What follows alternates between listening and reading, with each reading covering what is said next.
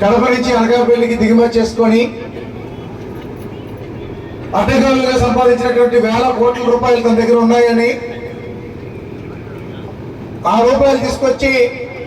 ఇక్కడ వెదజల్లాలని తద్వారా జనసేన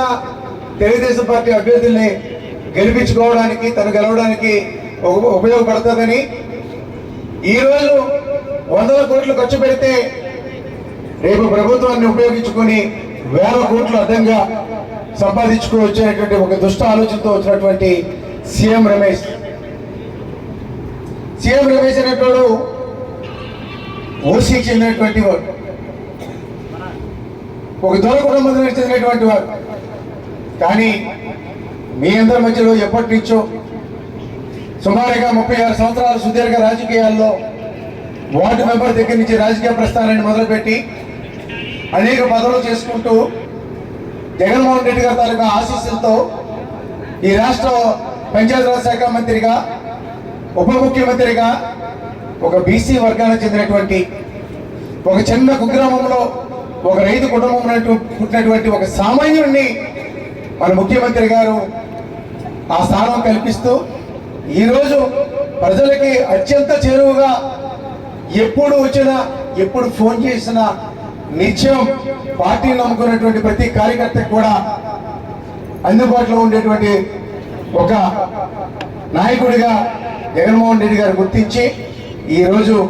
ఢిల్లీలో ఒక సామాన్యుడు ఒక బీసీ కులస్తుడు పార్లమెంట్లో అడుగుపెట్టేటువంటి అవకాశాన్ని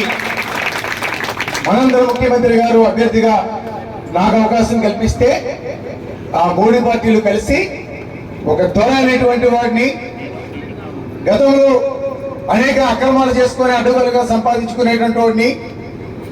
ఇక్కడికి తెప్పించడం జరిగింది. నేనైతే మీతో స్నేహభావంతో అన్నయ్య అన్నయ్య, నాన్ననేవాడిని నాన్న, మామయ్య మామయ్య, చెల్లెమ్మన్నలు చెల్లెమ్మ, అక్క అయినటువంటి అక్క అక్క అని చెప్పి ఎటువంటి పరిస్థితుల్లో ఏ సమయంతో సంబంధం లేకుండా ఎప్పుడు నా ఇంటికి వచ్చినా ఉదయాన్నే 5 గంటలకే మీ రాక గురించి ఎదురు చూసేటువంటి ఒక సామాన్య నాయకుడిని నేను. తను ఎక్కడ ఢిల్లీలో విమానం ఎక్కితే మనకు విశాఖపట్నం ఎయిర్పోర్ట్లో దిగి బెంచ్ కార్లో అనకాపల్లికి వచ్చి ఒక మీటింగ్ పెట్టుకొని వెళ్ళిపోయేటువంటి నాయకుడు తనైతే నిత్యం మీరు ఎక్కడి నుంచి ఫోన్ చేసినా సమయంతో సంబంధంలా, నెంబర్తో సంబంధంలా, అతి సామాన్యుడు కూడా కష్టం కలిగిందని చెప్పి ఫోన్ చేస్తే ఫోన్ తీసేటువంటి నాయకుడిగా ఈ రోజు నాకు గుర్తింపుతున్నటువంటి విషయాన్ని ఇప్పటికే మీ అందరికీ కూడా తెలుసు. వేసవకాలంలో అయితే 5 గంటలకు అందుబాటులోకి వచ్చేస్తాను, చలికాలంలో అయితే 6 గంటలకు సూర్యోదయం వస్తుంది కాబట్టి 6 గంటలకు అందుబాటులోకి వస్తాను. ఇప్పటి వరకు ఏ విధంగా అయితే ఉప ముఖ్యమంత్రిగా ఉన్నప్పటికీ కూడా ఒక పక్క ముఖ్యమంత్రి గారు అప్పచెప్పినటువంటి బాధ్యతని సక్రమంగా నిర్వర్తిస్తూ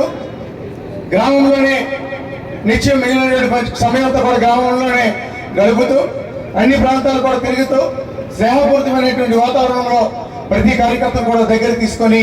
వారు వచ్చినటువంటి పనిని పూర్తి చేసేటువంటి పరిస్థితుల్లో ఇప్పటి వరకు మేము మధ్య ఉన్నాం. పార్లమెంట్ సభ్యుడిగా గెలిపించే బాధ్యతని మీ అందరి మీద కూడా పెట్టారు. ధర్మశ్రీ గారు చెప్పినట్టుగా ఈ నియోజకవర్గాన్ని అభివృద్ధి చేయడానికి తప్పనిసరిగా ఇద్దరం కలిసి పనిచేస్తామని చెప్పి మీ అందరికీ మనం చేస్తా ఉన్నాం. శాసనసభ్యుడి నియోజకవర్గం తాలూకు నిధులు ఉంటాయి, పార్లమెంట్ సభ్యుడి తాలూకు నా నిధులు ఉంటాయి. తప్పనిసరిగా చూడడానికి అత్యధిక ప్రాధాన్యత ఇవ్వడం జరుగుతుందనే విషయాన్ని మీ అందరికీ కూడా తెలియజేస్తా ఉన్నా. భవిష్యత్తులో కూడా ఇప్పటి వరకు ఏ విధంగా అయితే మీకు అందుబాటులో ఉన్నారో భవిష్యత్తులో కూడా మీకు అందుబాటులో ఉంటారని పార్లమెంటు సభ్యుడిగా ఎన్నిక కాబడిన తర్వాత పార్లమెంటు సమావేశాల్లో తప్ప ఎప్పుడైనా జగన్మోహన్ రెడ్డి గారు ప్రత్యేక సమావేశాలు పెట్టి అమరావతి రమ్మని పిలిస్తే తప్ప మిగిలిన సమయాలంతటినీ కూడా అనకాపల్లిలో క్యాంప్ హౌస్ పెట్టి అనకాపల్లిలోనూ మిగిలినటువంటి సమయం నా స్వగ్రామమైనటువంటి ఇక్కడి నుంచి కేవలం 20 నిమిషాల్లో మీరు తాను వచ్చి మీ తాలూకా కార్యకలాపాలన్నీ కూడా నాకు చేపించుకునేటువంటి అవకాశం కూడా మీ అందరికీ ఉంటుందని చెప్పి తెలియజేస్తా ఉన్నా.